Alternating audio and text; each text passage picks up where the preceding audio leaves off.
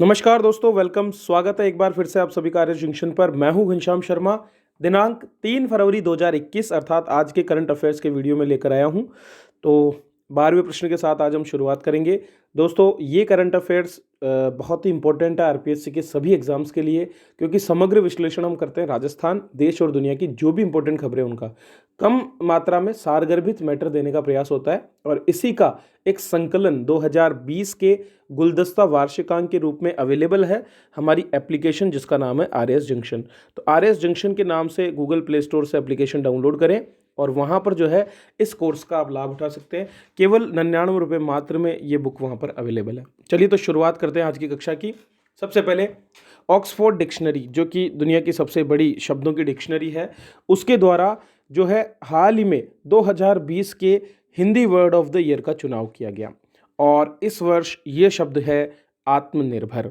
तो आत्मनिर्भर भारत की संकल्पना, जो कि कोरोना काल में भारतीयों के संघर्ष को बयां करती है, किस तरह से अपने स्थानीय मुद्दों को एड्रेस करते हुए बेरोजगारी और जो समस्याएं हमको देखने को मिली, उन सभी के सॉल्यूशन के रूप में आत्मनिर्भर शब्द को चुना गया, उसी की बात ये करता है।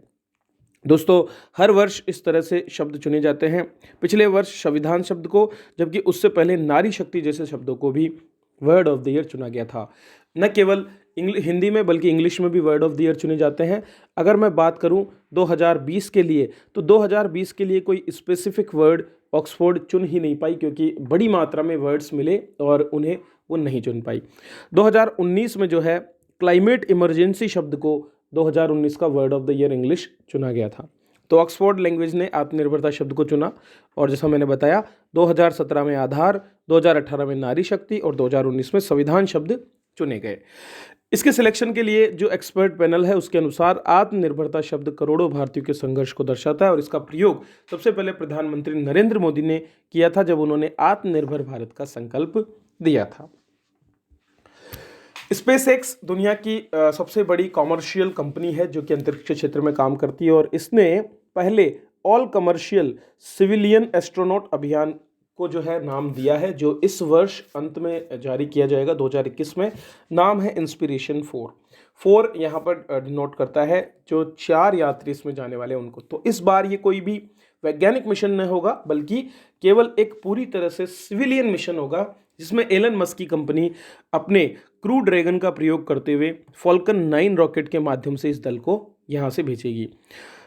इस ट्रेनिंग में इसको जो है एक ट्रेनिंग भी दी जाएगी, जिसमें orbital mechanics, microgravity, zero gravity और स्ट्रेस ट्रेनिंग के साथ साथ विभिन्न प्रकार की ट्रेनिंग जिसकी ज़रूरत अंतरिक्ष में पड़ती है वो दी जाएगी।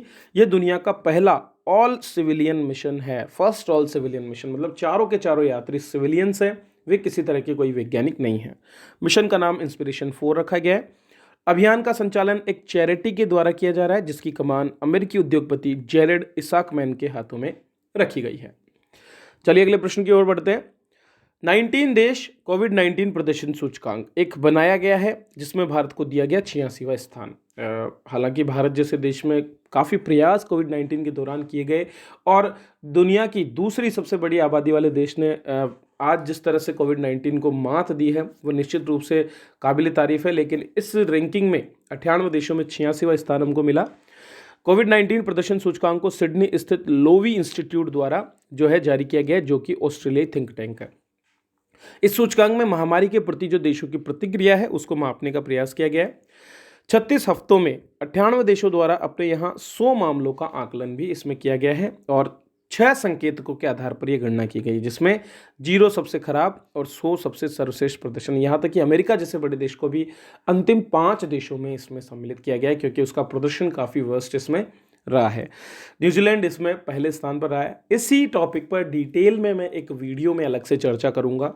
कोविड-19 प्रदर्शन सूचकांक क्या है, कैसे उसमें प्रदर्शन रहा, हर एक मुद्दे पर हम यहाँ पर चर्चा करेंगे, लेकिन एक अलग वीडियो में। चलिए आगे बढ़ते हैं। न्यूजीलैंड इसमें शीर्ष पर है। वियतनाम, ताइवान, थाईलैंड, साइप्रस इसके बाद में 5 स्थानों पर है। ब्राज़ील सबसे अंतिम, जबकि अमेरिका 5वां सबसे खराब प्रदर्शन करने वाला देश रहा। चलिए नेक्स्ट प्रश्न। दोस्तों प्रतिवर्ष 2 फरवरी को विश्व आर्द्रभूमि दिवस का आयोजन किया जाता है, ये कथन सही है। और इसी दिन 1971 में ईरान के शहर रामसर में कैस्पियन सागर के पास convention on wetland of international importance पर साइन हुआ था, ये भी सही है। दोनों ही कथन यहाँ पर सही होंगे, तो ऑप्शन हो जाएगा सी।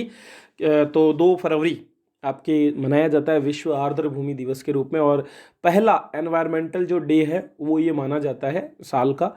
और इस दिन जो है ईरान में हमारे जो वेटलैंड्स या आर्द्र भूमि होते हैं, जो कि इकोलॉजिकल सस्टेनिंग में बहुत बड़ी भूमिका निभाते हैं, जिनका हमारे वातावरण को बनाए रखने में, हमारा जो प्रकृति है उसको बनाए रखने में बहुत बड़ा योगदान होता है, क्योंकि एक तरह से ये जल और थल के मिलन वाले प्रदेश होते हैं जहाँ पर बड़ी मात्रा में सुभेद्य प्रजातियाँ रहती है। तो हमारे ग्रह पर, हमारा जो ग्रह है वहाँ पर आर्द्र भूमि की महत्वपूर्ण भूमिका के बारे में वैश्विक जागरूकता बढ़ाने के लिए ही 2 फरवरी को विश्व आर्द्र भूमि दिवस का आयोजन किया जाता है। दोस्तों इसी दिन 1971 में ईरान में जो रामसर शहर है वो कैस्पियन सागर के तट पर है, और इस शहर में जो है convention on wetland of international importance पर साइन किए गए। एक तरह से कैस्पियन सागर भी वेटलैंड्स को ही दर्शाता है। विश्व आर्द्र भूमि दिवस का आयोजन पहली बार 2 फरवरी 1997 को, जब इस सम्मेलन के 16 साल पूरे हुए, तब किया गया। विश्व आर्द्र भूमि दिवस आम लोगों को प्रकृति के लिए आर्द्र भूमि के महत्व को पहचानने का अवसर भी प्रदान करता है। तो इसी तरह से डिनोट किया जाता है हर एक दिन को, ताकि आप अलग अलग तरीके से मना सकें। जैसे कि जैव विविधता दिवस 22 मई को मनाया जाता है, पृथ्वी दिवस अप्रैल में मनाया जाता है, ठीक है। WHO डे 8 अप्रैल को आपका मनाया जाता है।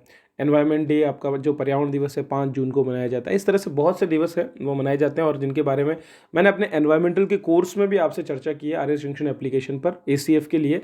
तो जो ACF के स्टूडेंट्स हैं उनके लिए बहुत इंपॉर्टेंट है। चलिए, वर्ष 2021 की जो थीम रखी गई है वो क्या है? आर्द्र भूमि और जल, ठीक है।